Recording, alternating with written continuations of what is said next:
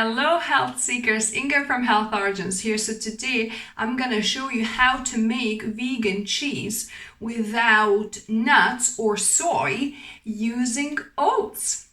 So let's begin. So to start, I've got 1 cup of oats here, and we're gonna put 2 cups of water to soak these, and 2. So I've got cold filtered water here, so I'm gonna leave this to soak for about 30 minutes. My oats have soaked for quite a while, maybe it's 2-3 hours actually, but I just never had a chance to do it earlier. So they're well soaked now. So I'm gonna pour it all together with all the water in here into my blender. Then we're gonna pour in 1/2 cup of plant milk. So this is soy milk that I'm using. You could use whatever unsweetened plant milk you have. Then I'm gonna add, instead of oil in the original recipe, I'm gonna add 4 tablespoons of coconut cream here from the top of the coconut milk can. So just for a bit of fat to our cheese. Then for the acidity, I'm going to use white wine vinegar. So this is, or you could use apple cider vinegar as well if you wanted to, or lemon juice. I'm going to add a tablespoon here. Then to make this cheesy, we need a couple of tablespoons of nutritional yeast here, nutritional yeast flakes. And now for our flavoring, so I'm going to add about nearly a teaspoon of salt, so maybe 3/4. I've got 3 tablespoons of cornstarch here. I think it's best to make it with cornstarch because I've tried with tapioca and it doesn't get as firm. It gets kind of more like mozzarella style, and it melts, but it doesn't get firm enough. So I would say, cornstarch is probably your starch you want to use. Then I'm going to add 1 teaspoon of onion powder. I love this stuff. About 1/4 teaspoon of garlic powder. And about 1/2 teaspoon of smoked paprika. And yeah, so that is ready now to be blended. So I'm going to blend this for about 2 minutes until it's smooth.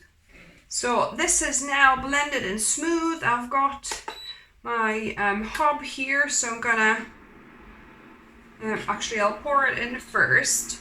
And I've got my whisk as well. So you want your heat medium-low, because we want to kind of start heating gently and keep on stirring quite often so it doesn't start sticking to the bottom. So it's starting to thicken now a bit. Yeah, so as you can see, it's really getting thick now.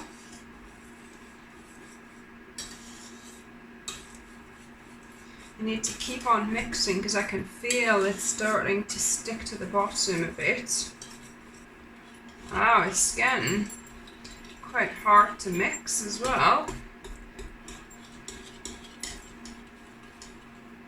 Good workout. I might need to do the same with the other hand to work them equally. Yeah, as you can see, the bubbles are starting to pop up. So once the bubbles show up, you want to kind of to cook it for maybe a couple of minutes, 2-3 minutes to cook the oats through and the cornstarch, and that should be ready. When you kind of mixing and you start seeing the bottom of the pan, that's pretty much ready then. Oof, that's a really good workout, guys. So I'm going to switch that off. It's been about 2 minutes while it's been bubbling. So I've got my glass container here. You could use plastic or silicone, whichever you prefer, whatever shape you like. I'm going for this rectangle glass container. And you want to work fast before it starts setting. So even it out, shake it, tap it, so it's as even as you can get it. And now I'm gonna leave this to cool down in room temperature, and then put it in the fridge for 2-3 hours, or actually I'll probably leave it overnight, but 2-3 hours should kind of set. And I'm not gonna put the lid on until afterwards. I just want to make sure it kind of really solidifies. There's no water that's gonna getting onto the lid. So yeah, so let it fully cool down without the lid, and I'm actually even going to put it in the fridge without the lid initially. So the cheese has sat in the fridge overnight. I've actually now put the lid on, but I'm going to take that off. So yeah, so that's looking nice and firm. We'll invert it onto our chopping board. There we go. It's out. So let's see, I'll slice it.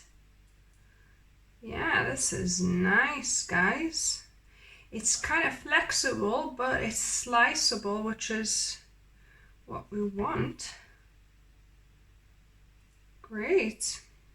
So all that's left to do now is to taste test it. So now on to taste testing. So I've got myself a little slice.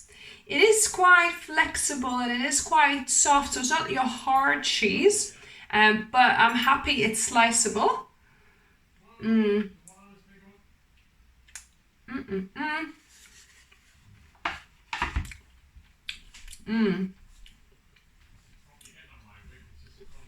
That is good.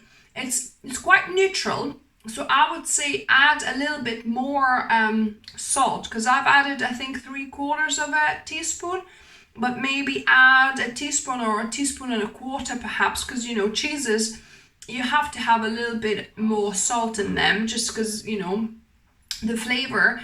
Once when you taste your cheese, make sure the flavor is stronger than you want it, because when it sets, it normally the flavor subdues a bit. So yeah, so when I was making it, it tasted really good, but after it's set, it's kind of quite neutral, so it's not super flavorful. So maybe I could have added another teaspoon of apple cider vinegar or white wine vinegar and a little bit more salt. And actually you could, if you wanted a bit more smoky, more paprika like, you could add a teaspoon or maybe a teaspoon and a half of smoked paprika instead of half a teaspoon that I've added.